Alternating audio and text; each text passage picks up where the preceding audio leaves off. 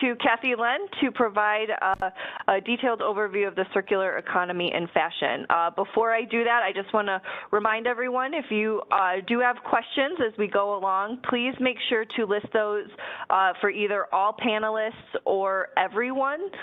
Don't send them just to the host so that we are able to see them. And again, if we have time at the end, we hope to get to those. So with that, take it away, Cathi. Thank you, Kristin. And welcome to everyone. Sorry for the hiccups. I guess we have all come to expect those these days.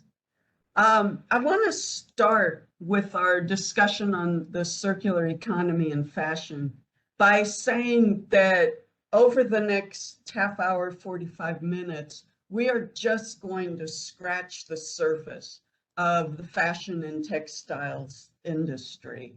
What I found as I was researching this topic is it is extremely complicated.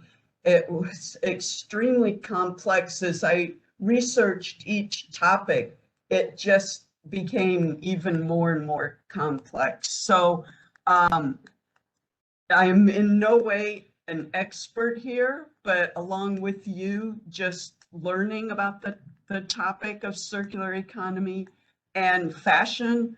As Kristin mentioned, we will be sending out a link to a blog post that will include the recording of this presentation and also a list of resources so that we can all learn together.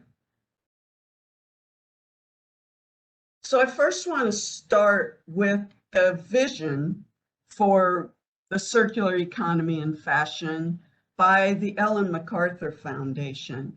Their vision is that all products will be used more, made to be made again, and made from safe and recycled or renewable inputs. And this is a quote from their report, A Vision for a Circular Economy for Fashion. So I would encourage you to look up this report and learn more about where we see this industry going in the future. And again, a link to this report will be in the blog post. So I want to go over just a few facts and figures. The textile industry is a huge global industry in the trillions of dollars. It's estimated that 100 billion garments are produced annually, and that the average total lifespan of a piece of clothing is a little over 5 years. It's also estimated that about 85% of our clothing ends up in the landfill. And when we're talking about textiles, this is mostly discarded clothing, although there are some other sources. And estimates from the EPA, if we're looking just at clothing and footwear, and the most recent data is from 2018, there are 13 million tons of clothing and footwear generated each year. The reused numbers is not calculated in this. The recycling rate of these materials are at 13%, or 1.7 million tons. 2.2 million tons are combusted, and 9.1 million tons go to the landfill. So just to stop for a moment and talk about the word fashion. Fashion is a form of self-expression. And in today's conversation, we're just going to be focused mostly on clothing. And I don't know how many of us would actually consider ourselves a fashion hound. I certainly wouldn't. However, we all are a part of the fashion industry because we all do wear clothing. So this is a relevant discussion for all of us. Today's clothing system is a linear system, as opposed to how Kristin just described what a circular economy system would be. This system contributes damaging effects at every phase along that life cycle, from start to finish. It is estimated by the Ellen MacArthur Foundation that 10% of global CO2 emissions each year come from the fashion industry. So we are making an impact in that way. I also want to define briefly fast fashion. Fast fashion is cheap clothing that's produced rapidly and in very high volumes and of low quality.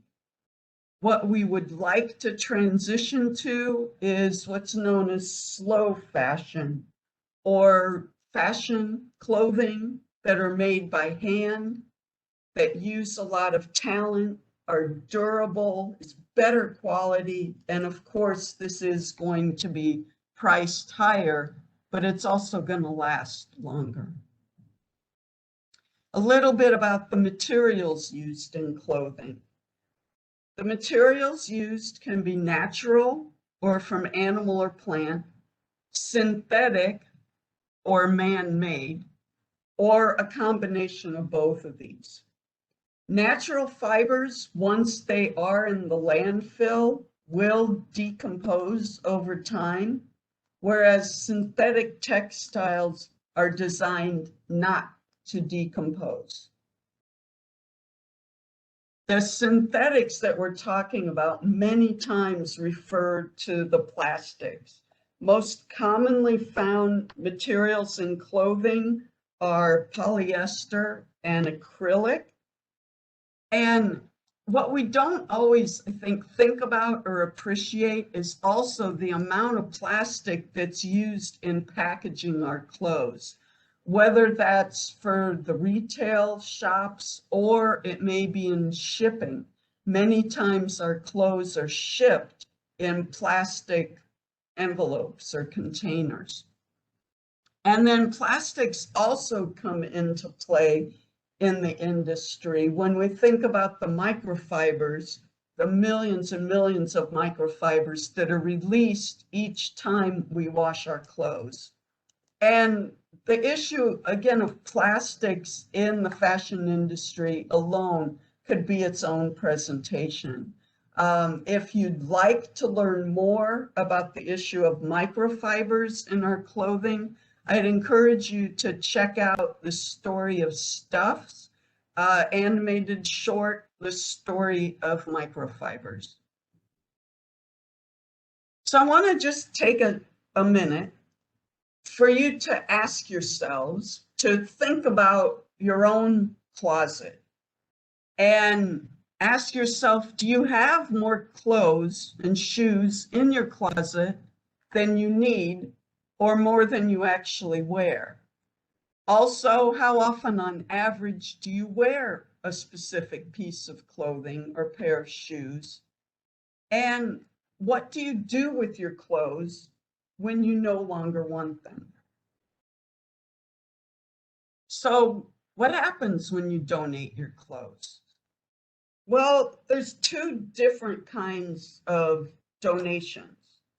We can have pre-consumer or the post-consumer donations. Pre-consumer donations refer to scraps that may be byproducts from manufacturing of clothes or post-industrial scraps, whereas post-consumer donations are those from clothes that have been worn.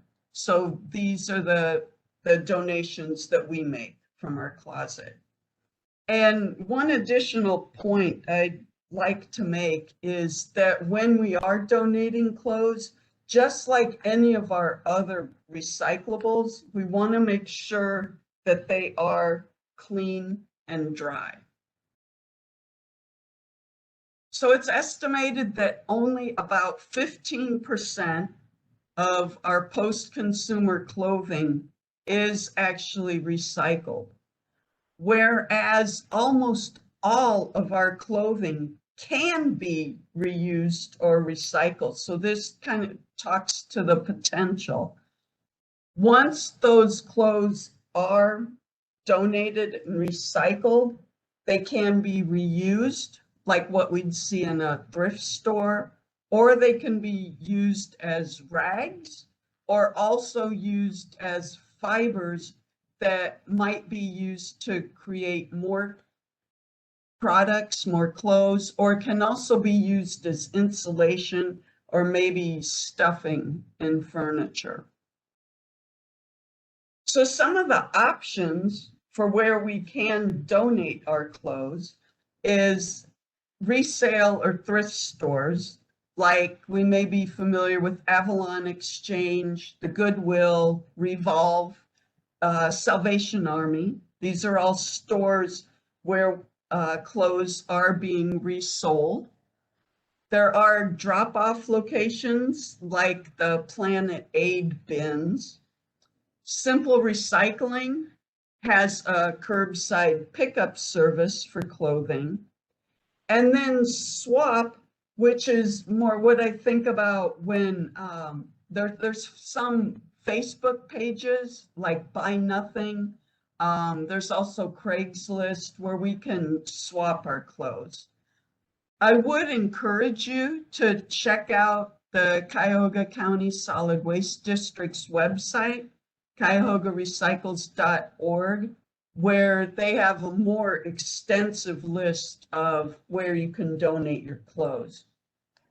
One other point I'd just like to make is we did get a question about how do we know where our clothes are going that are donated? And I would encourage you to check out the website of the organization you're donating to. For instance, Planet Aid on their website explains that their clothes are shipped overseas to Africa, Asia, and South America.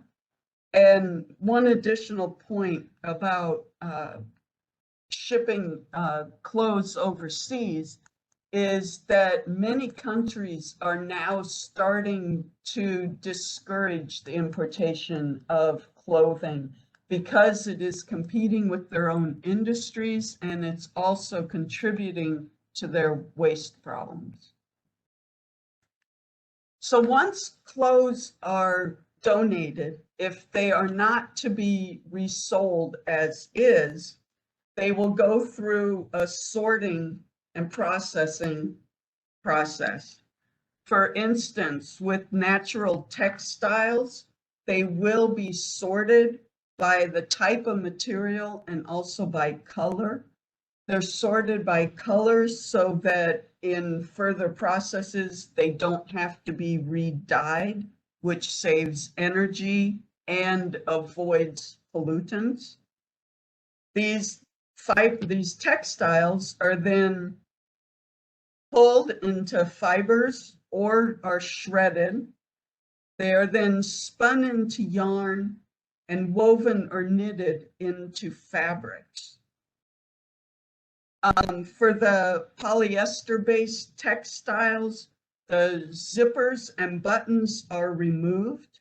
Then they're cut into smaller pieces and then processed into polyester chips and shaped into pellets where they can be melted and used to create new fibers for new fabrics. I can't leave this section without talking about Zero Landfill Cleveland.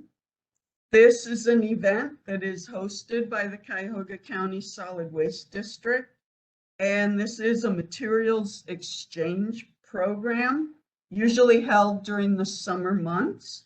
So watch for one being held in July. The materials that are involved are usually carpet samples, tile, fabric, wall coverings, and flooring. And the 2 days are divided into Friday, which is a pollination day, This is when interior design supplies donated by business and industry are dropped off. And then on Saturday, for the harvest days, this is when these materials are available to teachers, artists, and the general public. So again, I'd encourage you to go to Cuyahoga Recycles to learn more about zero landfill and when the next days will be held. I want to just take a couple minutes now to talk about some of the business models and some of the examples of where this industry is going in its efforts towards a more circular economy. And I wanted to start with Patagonia and talk about their campaign of "Don't buy this jacket," which seems very counterintuitive, right? For a business to be saying, don't buy our product. But this is part of their durability campaign to really promote that their clothing are really gonna last. And one of the ways that they make this happen is they've partnered with iFixit that will show you how to repair your jackets or your other gear when they need repairing. However, if your jacket is beyond repair, then you can return your clothing to their store and they will recycle it into something else and you'll get credit towards your next purchase. Another program is called Jeans Redesign. This is a program through Ellen MacArthur Foundation, and it sets minimum requirements for making jeans. And over 70 organizations have signed on to this initiative. Most of these you're familiar with. Wrangler, Lee, H&M, and Gap are just a few. I was disappointed to see that Levi's wasn't listed here. However, I did go to the Levi's website and see that they do have some of their own programs in place, which I was happy to see. One of their goals is that by 2025, if you want to purchase a new pair of Levi's, they will be made out of 100% recycled cotton. Another program is through H&M. Their goal is to use 100% recycled or other sustainably sourced materials by 2030. They want to be more transparent, which is why you can go to their website and learn more from their performance reports and additional reports.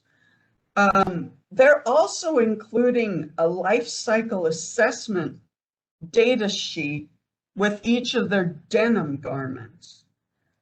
They have, in addition, been using some non-traditional materials like pineapple leaves and hemp. They also have in their Stockholm store a rental program, and also at their Stockholm store, you can bring in some of your unwanted clothing and work with a designer that will transform them into a new garment. So I think some of these ideas that H&M is starting to implement is what we can most likely see in the future from some of our other retailers. Another program is Arc'teryx, and the reason I wanted to call them out is this is a clothing company that has started doing research on microplastics and looking into materials and looking into the microfibers that are released during the washing cycles. They are doing what's called fingerprinting, for 30 different material samples and measuring how much fabric is actually shed from these. This will all be entered into a global library so that we can all understand more about microfibers and their release into oceans. And lastly, I just wanted to introduce you to Michaela Ray. Michaela is a tailor who sets up a cart in the East Village of New York City and will do on-the-spot sewing for your garments. She took a nut roasting cart and converted it into a cart to do this. And I know this is something that I would love to see close to me. And with that, I'm going to turn it over for a few minutes to Melanie Knowles, who is the Sustainability Manager for Kent State University, and she's going to talk about their award-winning program in textile reuse and recycle. Melanie? Thanks, Cathi. I just want to take a few minutes to talk about some of the programs we do on campus, basically to try to keep clothing and fabrics out of the landfill. And I want to start by acknowledging that we have a lot of partners in this work. The first two on this list I want to talk about for a minute. The Phyllis Zumker Portage County Clothing Center is nonprofit in Portage County. It's part of Family and Community Services. Clothing center is a bit of a misnomer because they do take clothing, but they also take other materials like furniture, non-perishable food items, anything that's useful. And all of that material goes to people in need in Portage County completely free of charge. So they are an amazing resource for Portage County. The second one on that list is the Socially Responsible Sweatshop of Kent. And this is a small nonprofit. They take fabric and use it to make things like bags and meditation pillows, and they sell those, and then the proceeds of that they use to contribute to reducing food insecurity and also social justice projects. So they're a really neat small nonprofit in Kent. The rest of the folks on that list are all on-campus departments who we work with, and I'll mention them as I go through the programs here. Thanks. So the first one I want to talk about is really our biggest one. It's called Throw and Go. And it started in 2003, has grown year after year. And at this point, it goes from spring break through the end of move out at the end of each academic year. So bins like you see here are put in every residence hall, along with a couple other locations like our rec center where we do have the public coming in as well. And people can drop off their non-perishable food, their clothing, any other useful items, unused notebooks, things like that. The residence halls will also rope off an area in the common area for people to leave things like furniture, lamps, rugs. So it's really critical not just that the County Clothing Center accepts these materials from us, but also their volunteers actually come daily throughout this time period and empty all of these containers to make sure that they are not overflowing onto the floors, into the hallways. So we could not do this without the volunteers at the Clothing Center. On-campus partners are Resident Services, of course, and then Kent Interhall Council. They help to promote. They do things like have contests from residence hall to residence hall to see who can make the most creative signage and things like that. So over the last 5 years, students basically at Kent State have donated over 400,000 pounds of material to the County Clothing Center through this program. Next slide. We also have some smaller opportunities for donations throughout the year. One that goes on all the time, it started in 2017, is the Career Closet. So this is a partnership between the Women's Center, LaunchNet, and the Career Exploration and Development Center. And they collect they accept donations of professional clothing so that students who maybe are going to a job interview or have an internship and need some more professional wardrobe can stop either at the Women's Center or the Career Exploration and Development Office and get clothes for this purpose. So over 2018 and 2019, 389 pieces of clothing were provided to 132 students. Not everything that is donated to the Career Closet is a good fit for professional clothing. Also, you know, they really cannot move the volume of clothing that they receive. So again, the excess clothing goes to the County Clothing Center. They've already donated over 300 pounds of clothing through this program to the Clothing Center.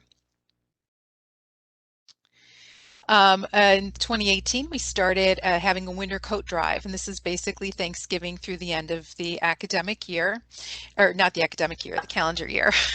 And it's a partnership, again, Office of Sustainability, the Women's Center, Community Engaged Learning, which provides a lot of volunteers for this, and Kent State of Wellness. We decorate some bins and put them around campus, and that there is our president, Todd Dyken, who helped to promote this through the president's office and social media. And we collected 143 pounds of winter coats and clothing that stayed on campus at the Women's Center. It's called the Winter Warm-Up Station. And I should just note that even though it's the Women's Center, anyone is welcome to the winter warm-up station or to the Career Closet. It is open to women and men. And then again, we collect more than we can distribute on campus. So the remaining 1,300 pounds goes to the County Clothing Center. In October, we work with the Women's Center again, and we have a bra recycling drive. And this is part of October's Breast Cancer Awareness Month and is marketed alongside opportunities for mammogram screenings on campus. So for the last 5 years, I guess I'll say, 139 pounds of bras went to the County Clothing Center. We sort them. Anything that's usable, that's where it goes. For bras that are worn out, which was only about 22 pounds, we actually mailed those to the bra recyclers. So they use those bras for things like wiper cloths. So they're reusing the fabric that way. And then obviously we have a lot of partnership over the years with the County Clothing Center, and I have gotten to know them quite well. And one of their board members expressed to us a need for some shelter around the area where the clothing donations go. Their hours are kind of limited, and actually what's listed here, I should say, are pre-COVID hours. They're a bit more limited now. But when people would drop off donations after hours, if the bins were full or if it was a large item, those things would often be left outside. And after being out in the weather, they ended up pretty much in the landfill. So the request was, is there a way to protect this area, protect those donations from the weather? So the College of Architecture and Environmental Design Construction Management Student Organization took this on. Not only did they raise the money to build this, but working with their faculty advisors, they designed and built the shelter outside of the donation area. So another great partner of ours is the School of Fashion. And in addition to being able to donate clothing that is wearable, they wanted to be able to donate fabric scraps, which they produce quite a lot of. So we partnered with them. We did some research, and starting in 2018, we created a program with Ohio Mills Corp. So what you see in the picture next to their trash and single stream recycling bins in the fashion school, they have fabric recycling bins. So one, students will often go there to look for scraps of fabric that they can use in what they are making. But what isn't used that way, the students are actually responsible for emptying those bins and taking them out to a container for Ohio Mills Corp. A lot of this is a little bit on hold because of COVID, and some of these practices have shifted for this last year, but hopefully we'll get back to a little more normalcy next year with many things post-COVID. Fingers crossed. But in the first 2 years of this program, the fashion school sent over 20,000 pounds of fabric for recycling. And before you move on, I forgot to mention that not everything goes to Ohio Mills Corp. This is where Socially Responsible Sweatshop gets their material as well. They could not take the volume of fabric that the fashion school produces, but they do stop by from time to time, sort through what's there, and take what is usable to them to make those materials or as stuffing or whatever. So it's still a really neat program. Also, I should say the fashion school is very cognizant of the fact that the fashion industry is the second most polluting industry on the planet after fossil fuels. They incorporate it into their curriculum. You know, they're wanting to produce graduates who can be sensitive to this in their careers. So there's a list of some of the events that they have done, and truly you would need some of the fashion faculty to tell you more detail about those, but I can touch on just a couple. The picture in the middle that you see, when they started the fabric scrap recycling, they started by saving those fabric scraps for a semester, putting them in that window with a lot of information about the impact of the fashion industry on the environment, and use that as a way to help educate their students. Also, they use a documentary called The True Cost in their curriculum, but a couple of years ago we actually made that a viewing of that film an event for Earth Month, and we had a panel discussion with some folks from the fashion school, including some of their students and graduates, and the county clothing center as well, to talk about, you know, to a wider audience than just the fashion school, what is the impact of your choices with regard to clothing, and what other options do you have that maybe you didn't even know about before. So it's pretty neat the amount of effort that the fashion school puts into this. And then the last thing I'll touch on is our student organizations. These are some examples from a couple years ago, but the two big things that you see here, they're things that actually happen pretty regularly. A clothing swap. Here we had Global Fashion Citizens, which is one of the fashion school student orgs, and they host these events annually or a couple times a year for students to swap clothing. And then another student org, Sustainable Living at Kent State, here hosted a no-sew t-shirt bag event. So they were teaching people how to make their old t-shirts into bags. And again, that's actually a really popular activity. So we see student orgs hosting those kinds of things pretty regularly. So I'll leave it at that, but please, if you have questions, you can always find us at kent.edu/sustainability, or please feel free to reach out to me with questions about any of these programs. Thank you. Thank you, Melanie. I mean, you guys are really doing some great stuff. It is no wonder that you won an award from the American Association of Sustainability in Higher Education. Thanks you. Again.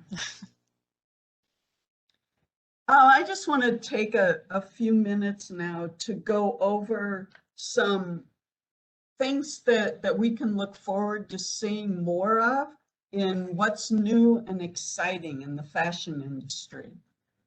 I had already mentioned that H&M is using pineapple leaves for some of their products.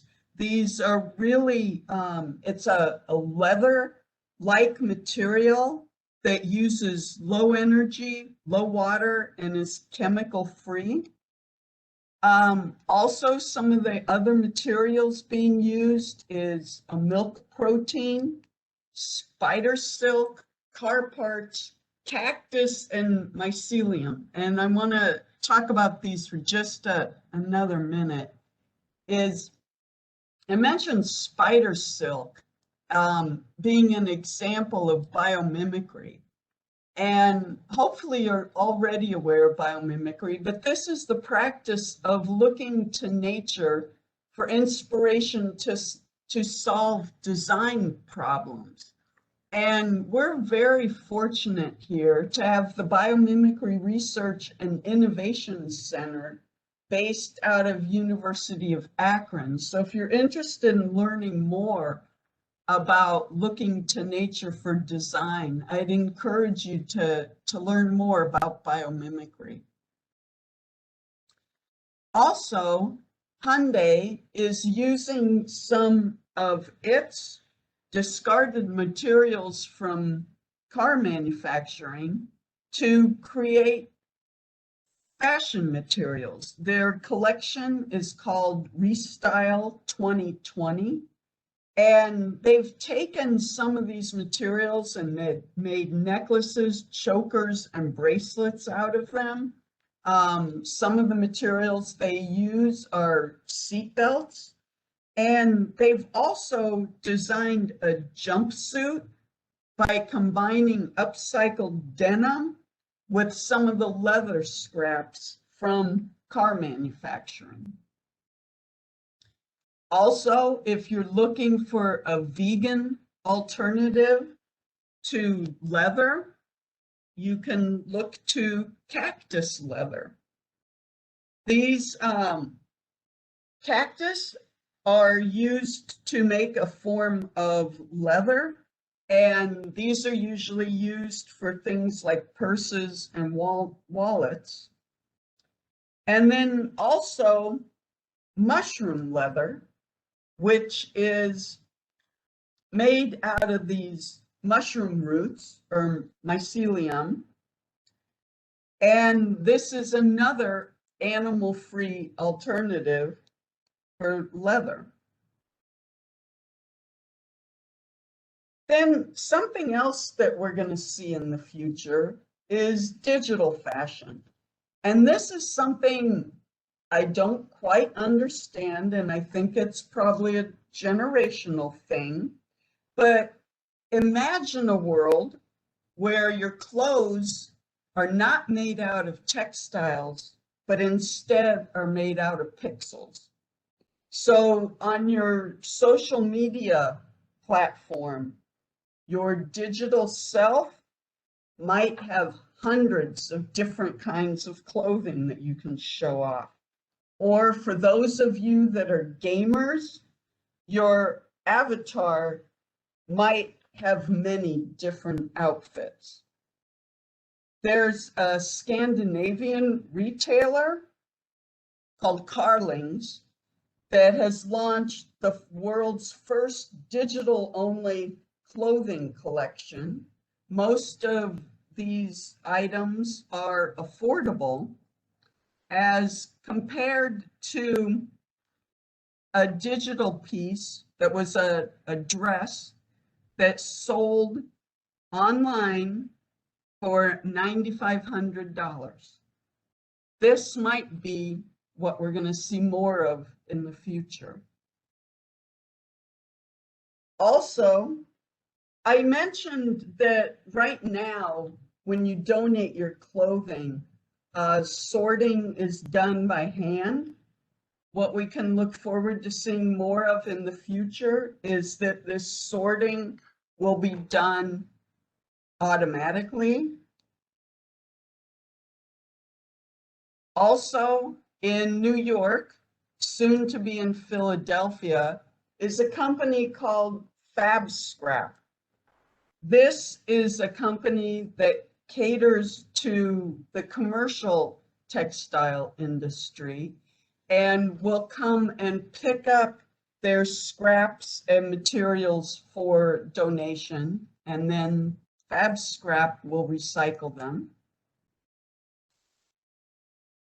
And also a digital passport. And this is something I mentioned with H&M, that they're going to have a lifestyle assessment platform for their denims. This is something that would give each article of clothing a birth certificate that would talk about where and when this article of clothing was made and what it was made from. It would also have an image of that material, and you can track who has owned that material through its life cycle. It also will suggest how much that article of clothing should be priced at, can give retailers ideas on how to market it, and including, it will also give you fashion tips on what other clothing should be paired with it, and what accessories you might need. And lastly, I'd like to introduce you to the big favorite. This company recycles your undergarments. They estimate that undergarments are used about for 6 months. You can then send your undergarment back to them for credit for your next purchase, and they will recycle your undergarments. So those are just a few of the new and exciting things that we have to look forward to in fashion. What I didn't even begin to address were some of the other issues along with the fashion industry, such as the working conditions, animal welfare, regenerative agriculture, and inclusion and affordability of garments. These might be things that we could revisit in a future webinar. So again, I want you to think about the clothes that are in your own closet, but then also think about, what do you do with your jewelry or some of your other accessories? Also, would you be interested in renting your clothes, like what H&M is doing in Stockholm? And how much would you pay for a digital fashion? But lastly, I also want to ask, why is it that we want or think that we need so much stuff anyway? So what can we all do to make a difference? The first thing is to talk with your purchasing dollars. Put your money into brands and products that you believe in. Buy secondhand or rent your clothes. Repair your damaged clothes. We can all learn more about the industry as a whole and learn more about the specific brands that we're interested in. We can write letters to those brands, either telling them we like what they're doing or not. And we can also use our skills to contribute to solutions. And what I mean by that is, here's an example of a microfiber innovation challenge that's been put out to help us address the issue of microfibers in our waters. And again, I will put this link in the blog if you're interested in presenting a solution. I want to just end with a couple of thoughts. The first one being, the most sustainable garment is the one already in your wardrobe. And lastly, one solution is that we can all become middle-aged men, where we could wear the same thing every day and throw nothing away. And I'm sure we can all think of examples of this. I know my dad was a great example. And with that, I want to thank you all for joining us, and have a good evening.